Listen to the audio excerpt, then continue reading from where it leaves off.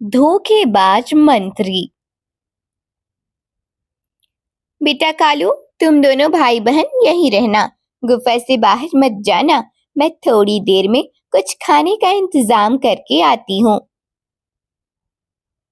ठीक है माँ, आप आराम से आओ, अब मैं बड़ा हो गया हूँ। कालू लड़का। अरे वाह, तुम तो मेरे बहादुर बेटे हो, मुझे तुम पे नाज है। पर बेटा, बाहर तुम दोनों को खतरा भी हो सकता है, इसलिए यहीं रहना। ठीक है माँ, आप। ठीक है माँ, आप जाओ, हम दोनों यहीं रहेंगे, पर आप थोड़ा जल्दी आना। उसके बाद हिरन की माँ अपने बच्चों के लिए खाना ढूंढने के लिए जाने लगती है। कुंडलपुर एक बहुत ही सुंदर और बड़ा राज्य था। वहां पर राजा सूर्यभान राज करते थे। राजा की एक रानी थी, उनका नाम मालिनी था। दोनों अपने पुत्र दोनों अपने पुत्र अर्जुन के साथ खुशी खुशी रहा करते थे। राजा का एक मंत्री भी था, जिसका नाम शकुनी था। वो देखिए महाराज, कितना सुंदर हिरन का बच्चा है। काश ये हिरन का हमारे महल में होती। काश ये हिरन हमारे महल में होती, मैं और राजकुमार खूब खेलते इसके साथ। नहीं महाराज, रहने दीजिए। हमारे एक छोटे से इच्छा के कारण ये हिरन का बच्चा अपने माँ से अलग हो जाएगी। बेचारी, इसकी माँ अपने बच्चे के बिना तड़प तड़प कर मर जाएगी। नहीं महाराज, ऐसा करना पाप है। वो ईश्वर सब कुछ देखते हैं। जब उनका इंसाफ होता है तो वो किसी के साथ भेदभाव नहीं करते। उनके सामने राजा हो या रंक, सभी समान हैं। हाँ, अगर आप ऐसा कर सकते हैं तो कोई दिक्कत नहीं है। वो अपने बच्चों के साथ खुशी खुशी रह सकती है।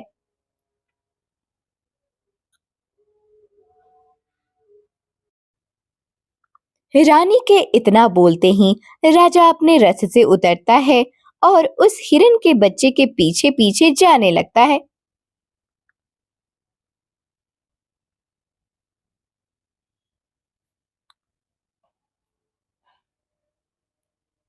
राजा हिरन के बच्चे के साथ उस गुफा के पास पहुंच जाता है, जहां वे लोग रहते थे।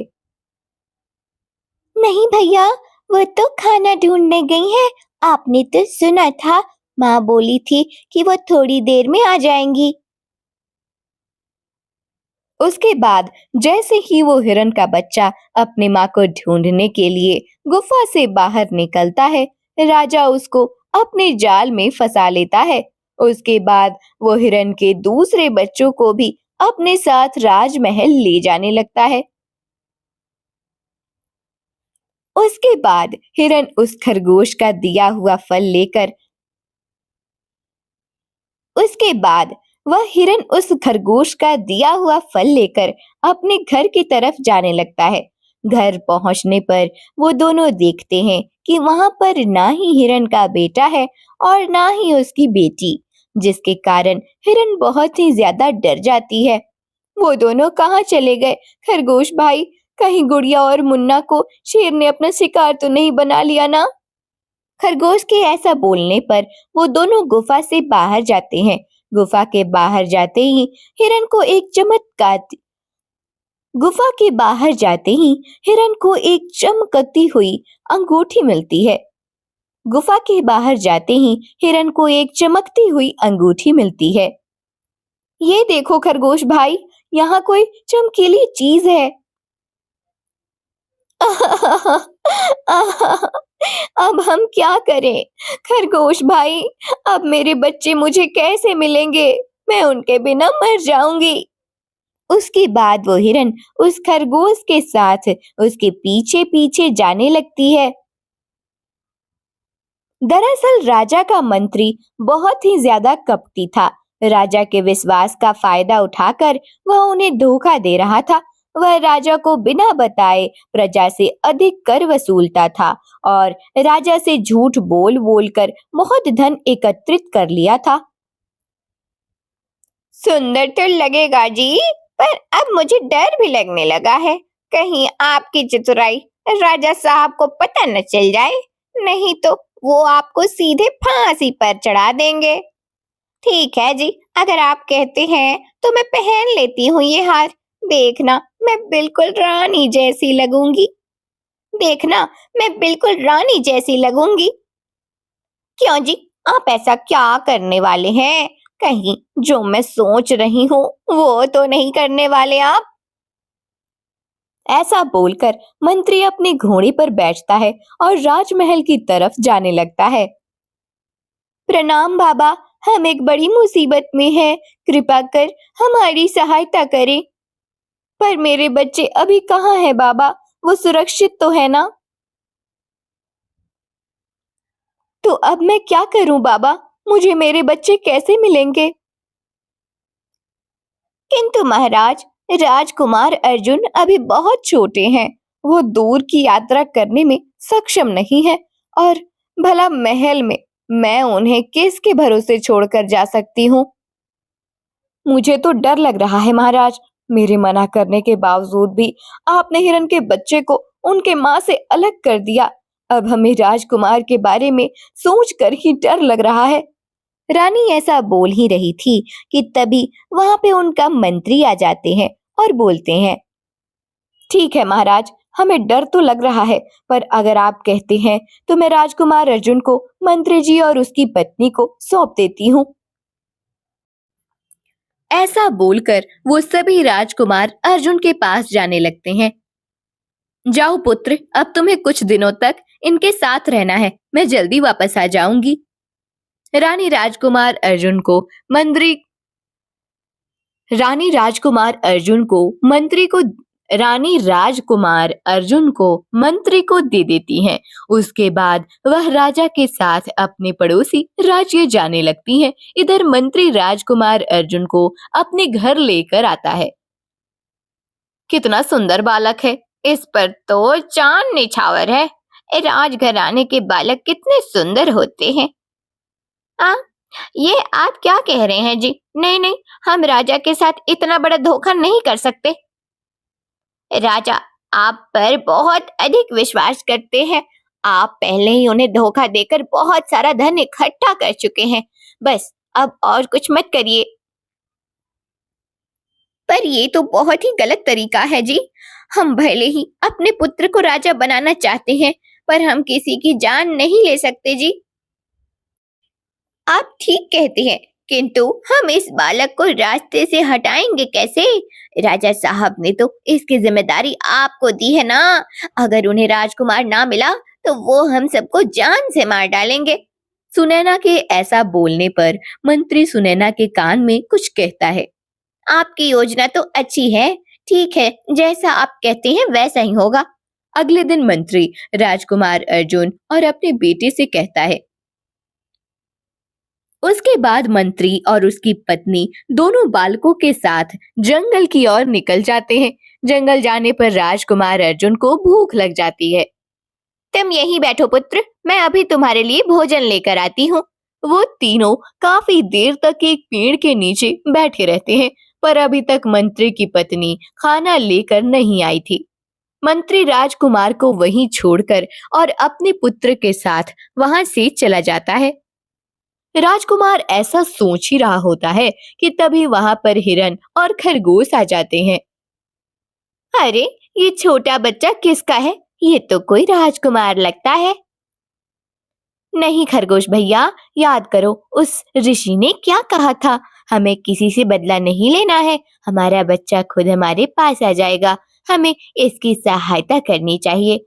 उसके बाद वो हिरन और वो खरगोश उस राजकुमारी के पास जाता है।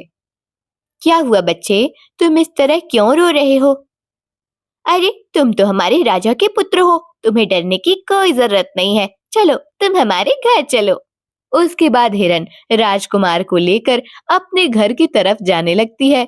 राजकुमार, जब तक हम आपको राजा तक सुरक्षित नहीं पहुंचा देते, तब तक आप हमारे साथ इस जंगल में रहिए। ठीक है राजकुमार, हम आपके लिए फल लेकर आते हैं, पर जब तक हम वापस ना आ जाएं, आप कहीं मत जाना। राजकुमार को समझाकर हिरन और खरगोश वहां से चले जाते हैं, लेकिन लेकिन एक में खूंखार लोमड़ी ये सब दूर से ही देख रही होती है। अच्छा, तो इस हिरण ने इंसानी बच्चे को अपने घर में रखा है। मुझे इस इंसानी बच्चे को फुसलाकर अपने गुरु के पास लेकर जाना होगा। ऐसा सोचकर लोमड़ी राजकुमार के पास जाती है। अरे वाह, तुम तो बहुत सुंदर बालक हो, लेकिन इस प्रकार क्यों रो रहे हो? बस इतनी सी बात, चलो मैं अभी तुम्हें तुम्हारे घर लेकर चलती हूँ। हाँ राजकुमार, आप मेरे पीछे पीछे आइए। लोमड़ी राजकुमार को एक सुनसान गुफा में लेकर जाती है। उस गुफा में एक खतरनाक चुड़ैल रहती है जिसका नाम हाका होता है। इंसानों के खून की प्यासी हाका बहुत ही ज्यादा खतरनाक होती है। गुरुदेवी, मैं आपके लिए कुछ ऐसा लेकर आई हूँ जिसे देखकर आप खुश हो जाएंगी। अरे वाह, ऐसा क्या लेकर आई हो? जल्दी दिखाओ मुझे। ये लो गुरुदेवी, आपका भोजन। अरे वाह, इस मासूम बच्चे को देखकर दिल खुश हो गया। आज मैं इसका खून पीऊंगी और ताजा ताजा मांस तुम्हें खिलाऊंगी। ये एक राजकुमार है गुरुदेवी। यदि हम इतनी जल्दी इसका काम तमाम कर देंगे तो मजा नहीं आएगा। हमें इसे कैद कर लेना चाहिए ताकि राजा स्वयं इसे ढूंढते हुए आए। तुम ठीक कह रही हो। राजा इसे ढूंढते हुए आएगा और बदले में हम उससे बहुत कुछ अनमोल चीज भी प्राप्त कर सकते हैं। ऐसा बोलकर हाका अपने जादू से राजकुमार को एक पिंजरे में कैद कर लेती है। चलो इंसानी बच्चे, अब तुम्हें कुछ दिन और जीवित रखना पड़ेगा ताकि मैं तुम्हारे पिता से अपनी इच्छा पूरी करवा सकूं।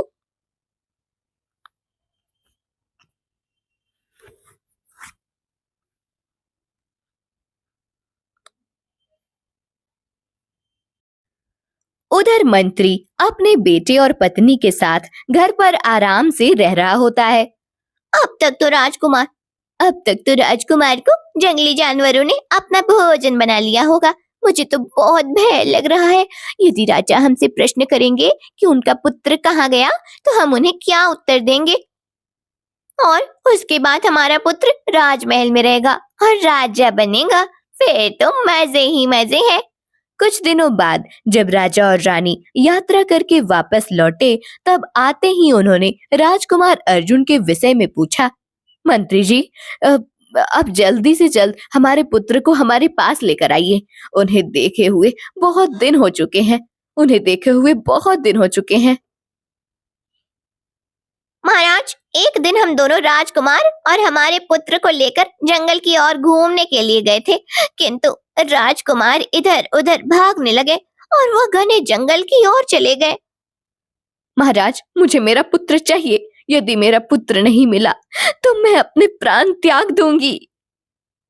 हमें माफ कर दे महाराज, आपका पुत्र हमारी वजह से खो गया। यदि आप चाहे तो बदले में हमारा पुत्र ले सकती हैं। यही हमारे लिए सबसे बड़ा दंड होगा। ऐसा न कहिए महाराज, मुझे भी अपने साथ लेकर चलिए। उसके बाद राजा अपने पुत्र राजकुमार अर्जुन को ढूंढने के लिए जंगल की ओर निकल पड़ते हैं। तभी रास्ते में राजा की मुलाकात उस हिरन से होती है जिसने राजकुमार की सहायता की थी। आप कौन है महाराज, और इस प्रकार जंगल में क्यों भटक रहे हैं? आप राजकुमार अर्जुन की बात कर रहे हैं ना महाराज? महाराज, मैं आपसे झूठ नहीं कहूंगी, किंतु राजकुमार अर्जुन को जानबूझकर इस जंगल में छोड़ा गया था। हाँ महाराज, ये सब कुछ उसी धोखेबाज मंत्री और उसकी पत्नी की योजना थी। महाराज, मैंने राजकुमार को अपने पास बिठाया था, किंतु जब मैं उनके लिए फल लेकर वापस आई तब तक वो वहां पर नहीं थे। हिरन की बात सुनते ही वो राजा वहीं रोने लगते हैं। महाराज, इस जंगल में एक बड़े सिद्ध साधु रहते हैं। चलिए, मैं आपको उनके पास लेकर चलती हूँ। वे हमें राजकुमार का पता अवश्य बता देंगे। ऐसा बोलकर वो हिरन राजा को लेकर उसी साधु के पास जाती है जहाँ वो अपनी बच्चे को ढूंढते हुए गई थी। कोई बात नहीं महाराज, आपको अपनी गलती का एहसास है, यही काफी है। अपनी गलती मान लेने पर वो ईश्वर भी हमें माफ कर देते हैं। फिर मैं तो एक साधारण हिरन हूँ। साधु देव साधु सेवा अंगूठी लेकर राजा पश्चिम दिशा की साधु से वह अंगूठी लेकर राजा पश्चिम दिशा की ओर निकल पड़ते हैं और हक्का चुड़ैल की गुफा तक पहुंच जाते हैं। ऐसे कैसे छोड़ दूं राजा, वह तो तेरे खजाने की चाबी है। ठीक है, राजकुमार को छोड़ने के बदले तुम्हें मुझसे विवाह करना होगा और महारानी बनना होगा। राजा के ऐसा बोलते ही हक्का एक सुंदर स्त्री में बदल जाती है और बोलती है, हमें इसी समय विवाह करना होगा महाराज, मैं और प्रतीक्षा नहीं कर सकती। हक्का जैसे ही हाथ आगे बढ़ाती है, राजा उसे अंगूठी पहना देते हैं, जिसके बाद वो हक्का चुड़ैल जलने लगती है। तूने मुझे धोखा दिया सजा, तूने मुझे धोखा दिया राजा, ये मेरे साथ क्या हो रहा है? मुझे बचाओ, बचाओ मुझे। हक्का जैसे ही हाथ आगे बढ़ हक्का जलकर वहीं भस्म हो जाती है और उसके कुछ ही देर बाद राजकुमार भी स्वतंत्र हो जाते हैं। उसके बाद राजा राजकुमार को लेकर महल की ओर जाने लगते हैं। हमने तो इसे घने जंगल में छोड़ दिया था। ये आप क्या कह रहे हैं महाराज? अभी मेरे पुत्र को गए हुए 1 दिन भी नहीं हुए थे कि तुम दोनों ने अपने पुत्र को हमें सौंपने की बात कह डाली। ये तुम्हारा षड्यंत्र ही हो सकता है। क्षमा करो महारानी, क्षमा करो। आज के बाद हम ऐसी गलती कभी नहीं करेंगे। इस प्रकार राजा के आदेश के अनुसार मंत्री और उसकी पत्नी सुनैना को कारावास में डाल दिया जाता है। दोस्तों, यदि हमसे अनजाने में कोई गलती हो जाती और गलती का पता चलने पर हम माफी मांग लेते हैं, तो उस इंसान के साथ साथ ईश्वर भी हमें माफ कर देते हैं। पर यदि हम जानबूझकर किसी का नुकसान करना चाहते हैं, तो शायद वो इंसान